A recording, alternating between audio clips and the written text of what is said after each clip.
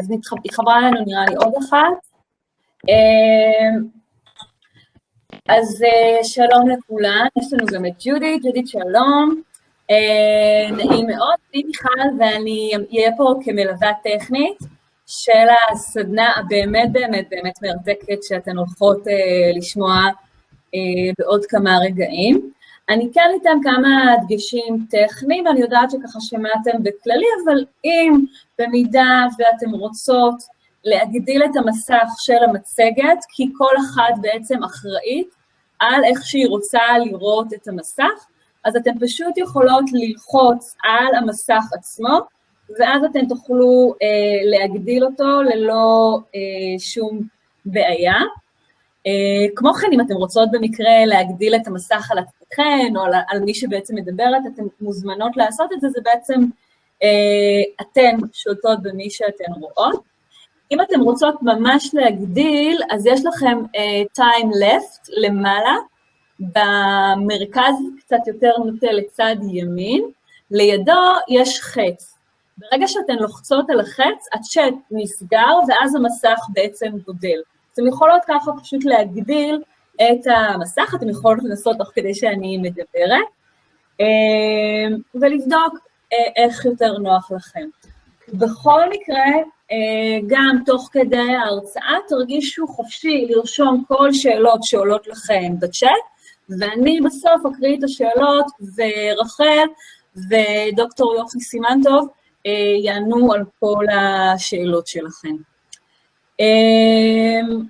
גם אם אני ככה עולים עוד אנשים תוך כדי, ואז פתאום לא רואים אתכם, אל תדאגו, זה פשוט, יש כאן גם את המצגת, גם את יוכי, גם את רחל, שהן חייבות להיות איתנו, מוצגות. בתוך החדרים אנחנו יכולים להיות עם מצלמות ואודיו, רק 9 אנשים. אז אם לא רואים אתכם, אתם עדיין איתנו, תכתבו בצ'אט עם השאלות, ואנחנו נקריא את הכל ממש בסדר, והצ'אט הוא נמצא פה מצד ימין. אתם כמובן מוזמנות גם לכתוב לנו מי אתם, מה הרקע שלכם, כדי שככה נכיר אתכם, ואחר כך אנחנו גם נתייחס להכל בזמן שיהיה לנו. אז נעים מאוד, ודוקטור סימנטוב ורחל, הבמה לשירותכם, ותודה רבה. תודה רבה. שלום, אני מבינה שאנחנו מרצות באנגלית, למרות שיש פה דוברות עברית.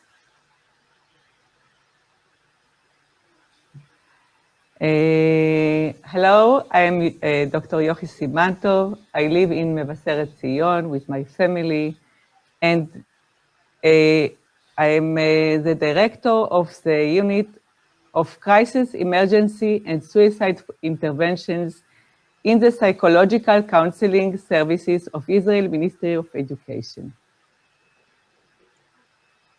Hello everyone, my name is Rachel Moshe Abraham, and I'm a national counselor in the unit, Crisis, Emergency, and Suicide Intervention Unit, in the Psychological Counseling Service of Israel Ministry of Education. I thought I'm talking to people all around the world, so I'm talking from Shoresh, which is on the road between Jerusalem and Tel Aviv, and I'm really very glad to have this conversation with you. And now we say who we are. Yes. Who we are, the unit was established in 2003 in order to train staff in education system in how to deal with a variety of crisis and emergency situations. We have 96 counselors' guidance spread throughout the country, ready to provide fitting solutions at all times. The unit is in charge of providing the educational teams with psychological guidance with respect to crisis, emergency, and suicidality situations in times of disaster, tragedy, and thereafter, and also intervening with proactive prevention programs to bolster both personal and organizational resilience at educational institutions. Sorry. Yes. I will tell our aims in this conversation. First of all, to understand the characteristics of crisis, to provide a snapshot, really an overview of the situation, see what implications are for the education system as a for students, teachers, and parents, and to share insights and knowledge gained in the Corona times. The knowledge collected are currently collected on the fly by means of our fieldwork and by means of studies conducted during the period.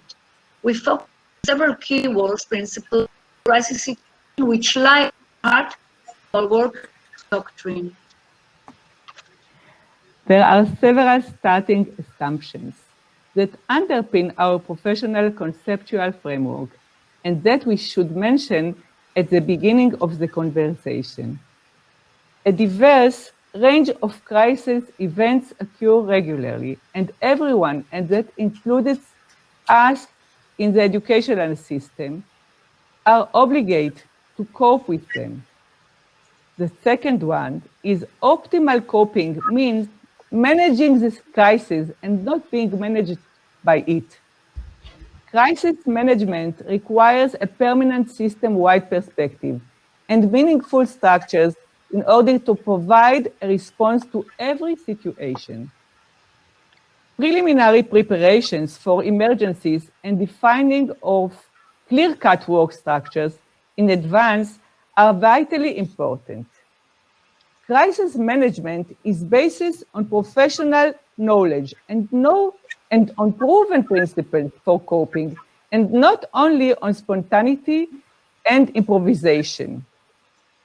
And the sixth one is a variety of psychological first aid tools exist. Acquaintance with them is not enough. Ongoing training, exercise, and practice are required.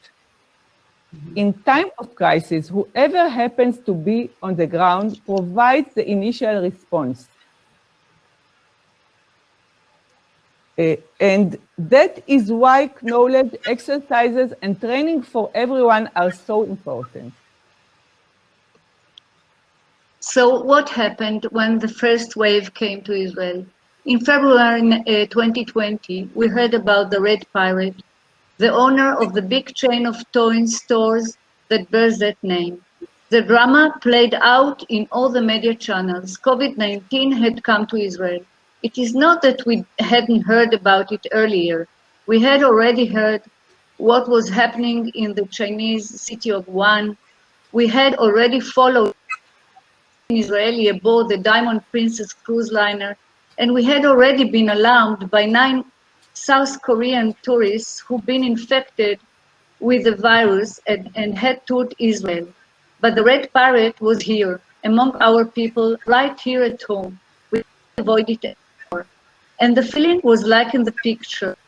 Very big waves, sudden, huge, scary and black, flooding the senses, ongoing, out of control, aroused a sense of anxiety and helplessness.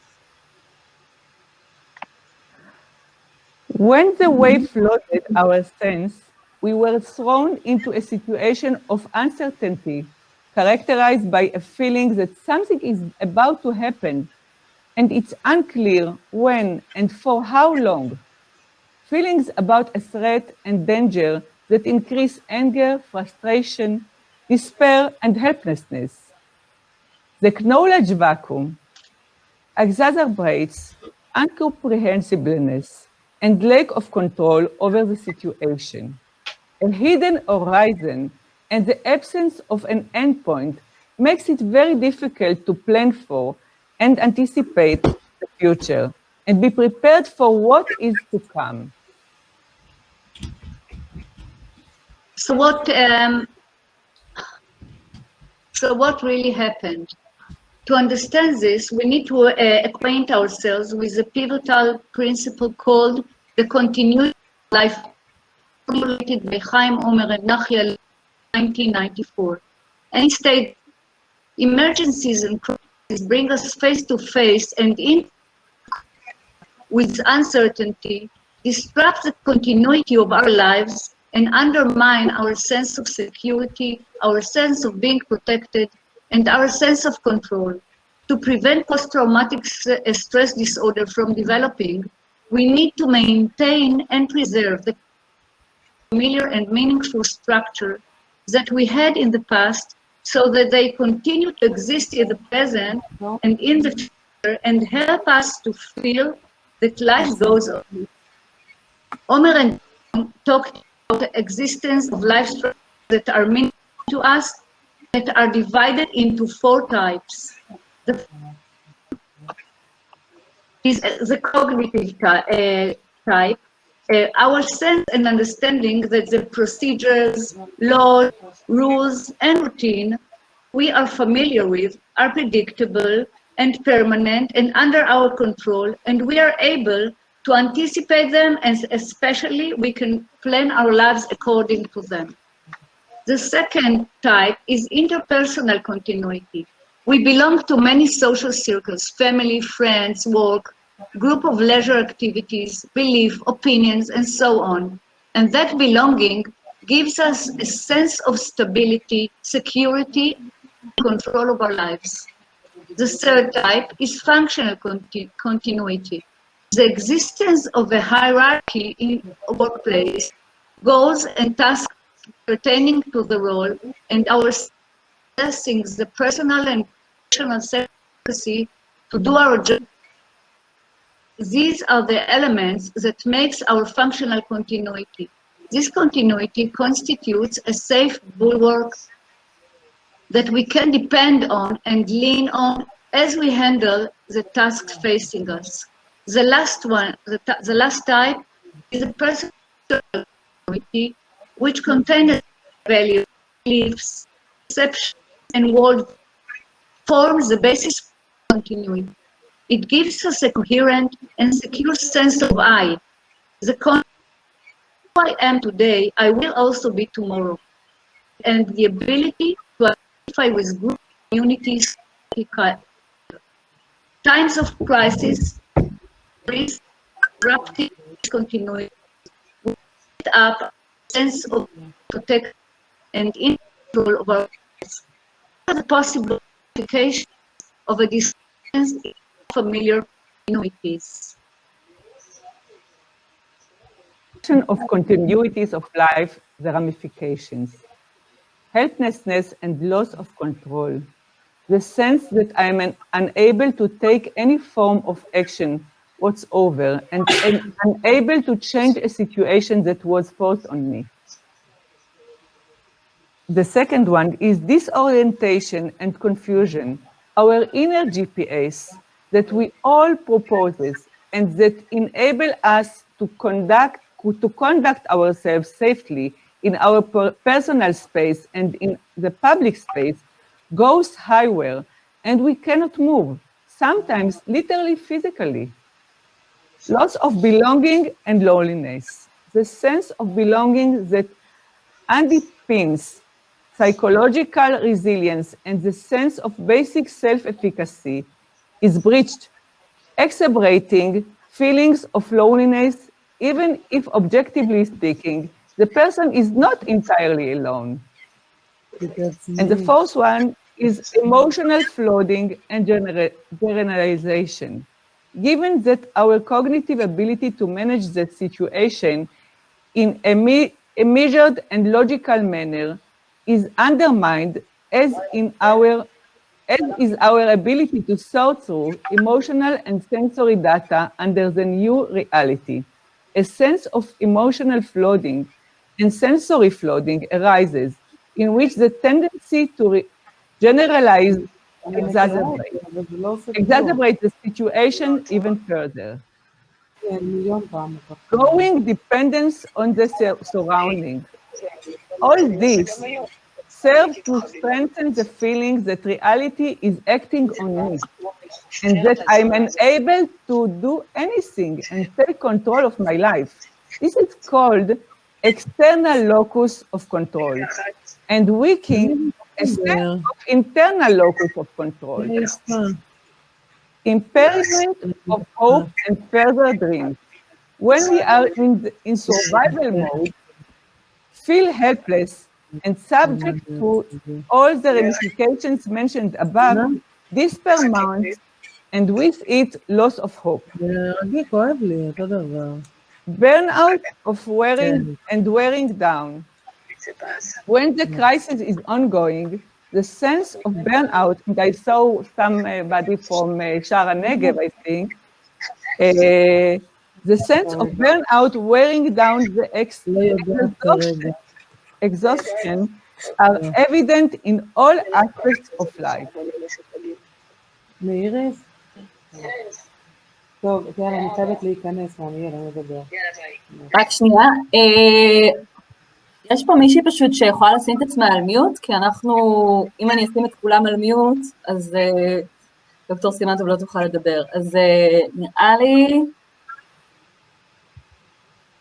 יש פה את אפרת חג'אג', את יכולה לשים את עצמך על מיוט בבקשה? תודה. סליחה. Okay. רחל.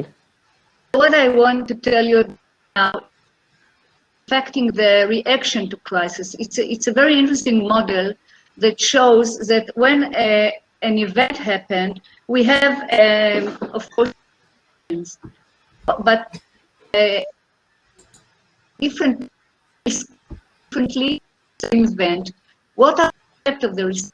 In this context, there are factors that ultimately shape our behavior in response to a crisis, and we can see it in the circle in the middle. The first one is personal baggage, which means experiences and encounters that each one of us has. The second is to we have a support system and protective framework in times of distress and difficulty. What is very important is the perceived intensity of the crisis. That is important how we interpret the situation. A specific situation can have implication different people and vary in intensity and form. Vulnerability and recovery. In light of this, and based on the life's continuity principle that we mentioned before, this is a good point at which to refine two aspects. One of them, the extent of our vulnerability is based on the extent to which we feel capable of bridging the disconnect and sensing that life goes on. And the second one is our ability to recover, is based on the extent to which we succeed in bridging and perceiving the sense of continuity and being in control of our lives. And we may ask ourselves, what is the difference between a failure crisis and the corona crisis? There are some aspects that it's interesting to see. The first one is the nature. We are used to crisis that happens in particular area or the whole country, but the corona crisis, on scale they are not familiar with the entire world. The event has already occurred, the epidemic and spread of the virus, and now we need to recognize ramifications in various spheres to practice this in each and every sphere for time scale required. The nature of the difficulties and the focuses of intervention is also different. Assistance and support are generally in crisis given to victims and to victims of and other circles. Here in the crisis, a solution must be provided for the established. This was done primarily through remote learning. Professional coping. In the corona crisis, we had to go with radical and flexible thinking, defining which unfamiliar problem would be dealt with emphasis on system-wide perspective, still rely on familiar steadfast principles. Very clearly that the importance of the emergency response has to continue not only to intervene in an event that has taken place, also to be and a permanent and ongoing work framework for itself, enabling it to intervene in events and deal with them on a continuous basis. We now a pedagogical emergency, an ongoing crisis necessitating reorganization, repeating, and management and creating of.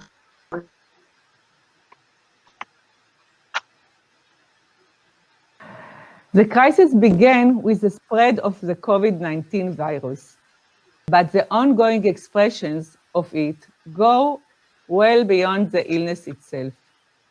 We saw stressors during the COVID-19 crisis.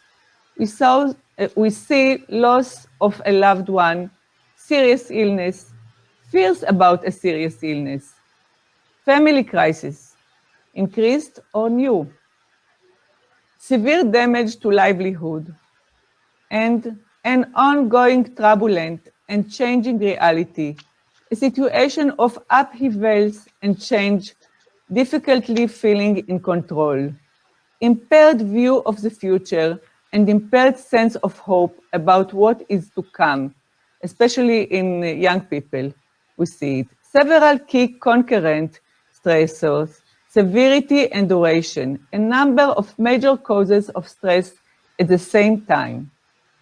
It should be noted that the lockdown also brought with it advantages and benefits from the level of the individual and up.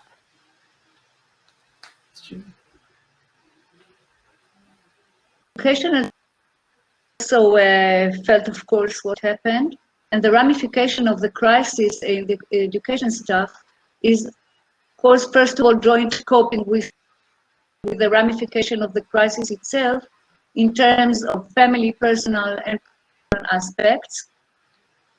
Also, continuing to take the schools through remote learning with the imposition of lockdown. In-person learning at school immediately switched to remote learning. It took time to realize that remote learning is very different from in-person learning, and that the characteristics of virtual communication and online platforms need to be solved.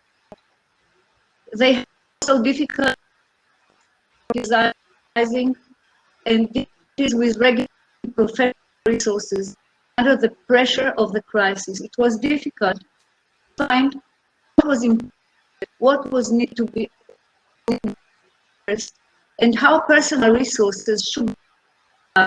It took time to decipher, and we are still learning. Dealing with changing guidelines and expectations, those manage and lead the way were learning to fly.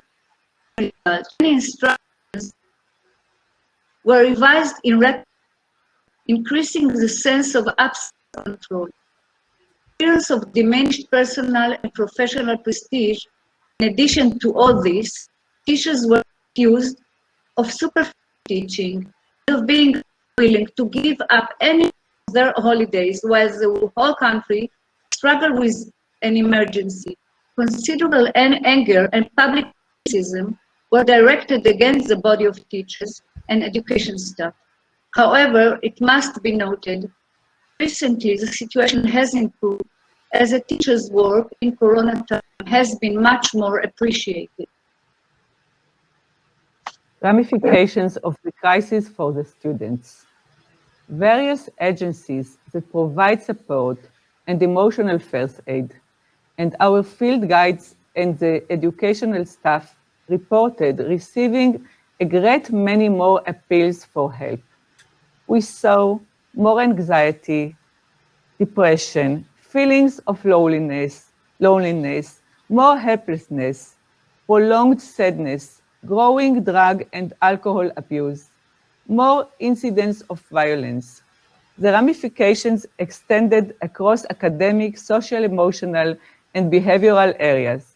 the ongoing lockdown, and an education system mainly operating remotely did not facilitate, and still does not facilitate, a return to a secure routine that would bolster a sense of being protected and of basic security. We try now to find principles worth remembering in crisis management. It's not the principle that important, but it's a very important 5 ones. So the first one. The first one. Leadership and connected continuities. Testimony of, we will show it by an example of testimony of a soldier in the war of attrition on the bank of the Suez Canal. I heard it myself. We were in a military post on a regular day that was especially quiet. The weather was surprisingly mild. I was on guard duty near the military post. A drip of loud booming sounds suddenly began. We called it bending the strings of the orchestra. It was immediately followed by hellish shelling. I jumped up and entered the military post where I found a wounded soldier. I went into shock and froze. All of a sudden, one of the soldiers shouted at me, "You are the commander now, do something." What happened afterwards? He found his strength and started to lead. What gave him the strength to act? A leader has to tell people what to do. When the regular leadership no longer functions, a different leadership will spring up. We have to know it. People will obey statements that are clear. We call it situational leadership. A chaotic experience, crisis or leadership, in an emergency or after it, will affect the coping ability and the trust in the leader in the long run. Leadership that elicits emotions is the best. Motivation is instilled by influencing sentiments, by sharing and by injecting meaning. And what gave him the strength to act? The second, bridging over sequences that have been cut off. Here we are connecting again, talked before about the principle of continuity of life.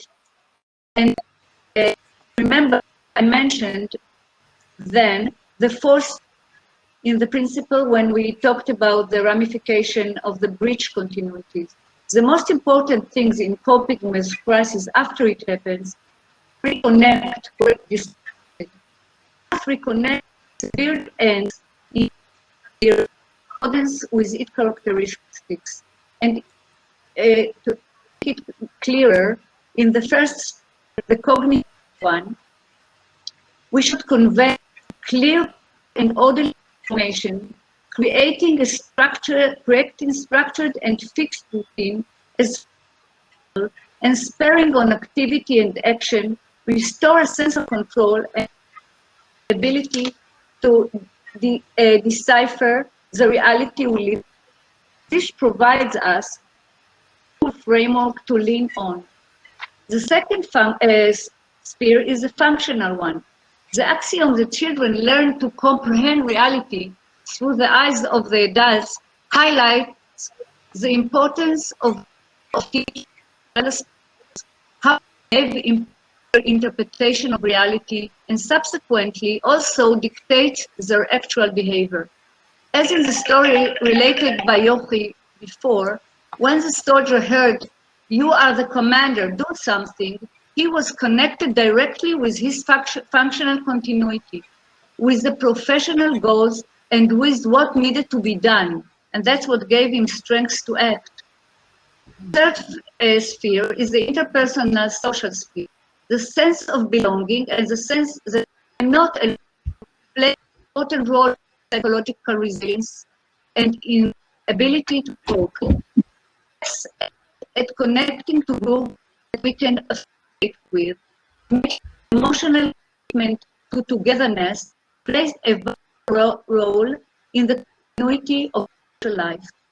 The fourth sphere, historical sphere, in this sphere, connection made by emphasizing an important idea, value, social relationship, self-belief, identification, shared value. It is important to make room for the gradually and that reality. What can be done? This is the second principle. Okay, emotional discourse and social cohesion. Whether learning is remote or the picture, or this is a picture, it's not, anyway, what important is always to make connections. And contacts built through a meaningful emotional discourse.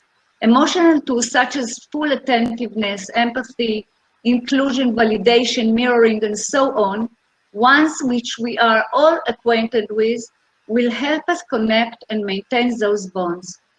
In addition, placing of emphasis on social cohesion, which has eroded, changed, remote learning, these primary goals in times, which we need to emphasize and to every way possible to implement with students as well as among the staff. At the same time, we need to reinforce in every key message of hope and of future dreams. To give you an example, when a crisis happens, one of the ways that we help the educational staff with it is to give them a page with messages of hopes such as, we are going through a somewhat difficult time now, but together we will continue to contend with and overcome the obstacles. Difficult situations sometimes seems like dead end, but we should remember that each problem has more than one solution. It is important that we share our distress with others. There is always someone who is willing to listen and help. We should be alert to what is happening around us, and if we see a friend in distress, to listen and to share this with significant adults who can be enlisted to help. These messages help them talk to who needs help, and it's an example of a way to connect continuities in all spheres.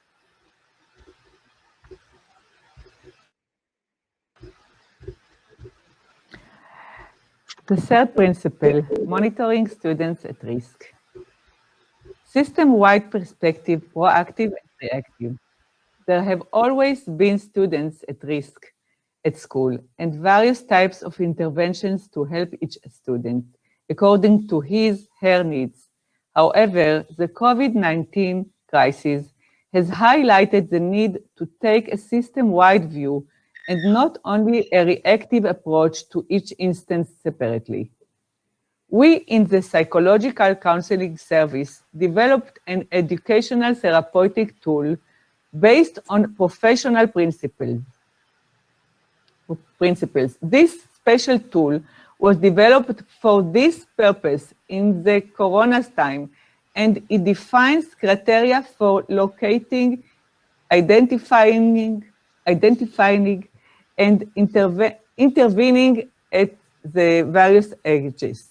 Ongoing mapping of students' vulnerability.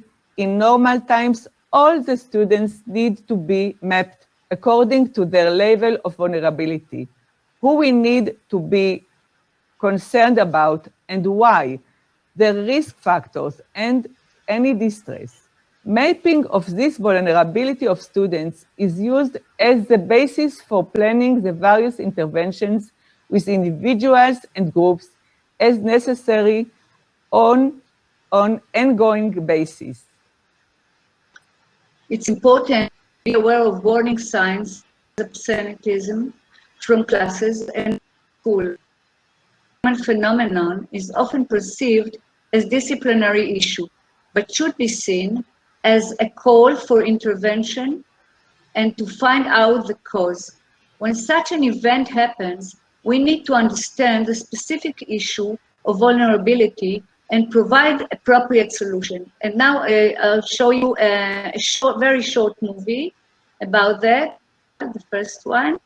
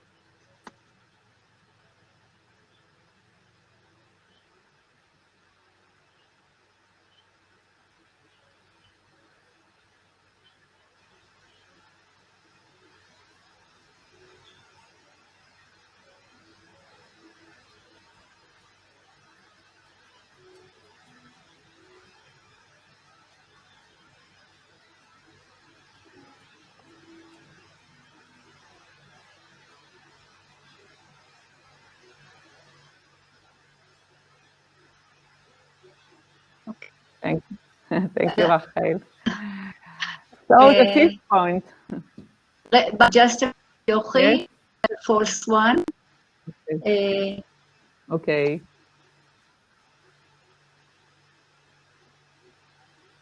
The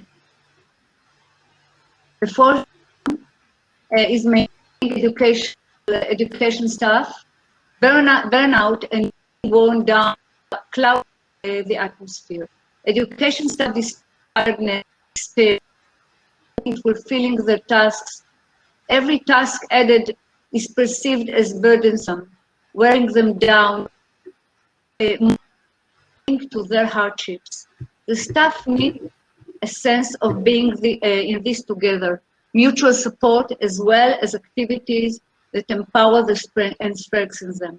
Cooperation, support, intimacy, this will help them cope better and mobilize mental power resources. In this context, it is also important to talk about the inner narrative that each of us has and it shapes our behavior. I want to tell you a short story that will illustrate this. A story that I heard from Israeli judo champion Arik Ze'evi about a marathon runner who is one race felt that he did not have the strength to complete. He saw that after they were passing him, he looked back and saw in his 80s running behind him. I'm not going to let this 80-year-old pass me as well. He increased his pace, and from time to the 80-year-old man was to him, and he managed to reach the finish line. Followed after 8 years. The 8-year-old man came up to him. I really want to say thanks to you. I managed to complete the race.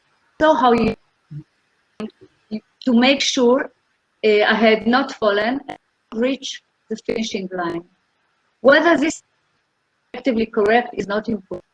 What narrative that the 80 years old told himself helped him complete the race, and also the narrative that our marathon runner self helped him finish the race too. The story that we tell ourselves can motivate us, affect our behavior, and we should be aware of it. And this is... And the fifth point now, school emergency response team. The emergency response team, this is the school's team that manages emergencies, just as it manages normal times.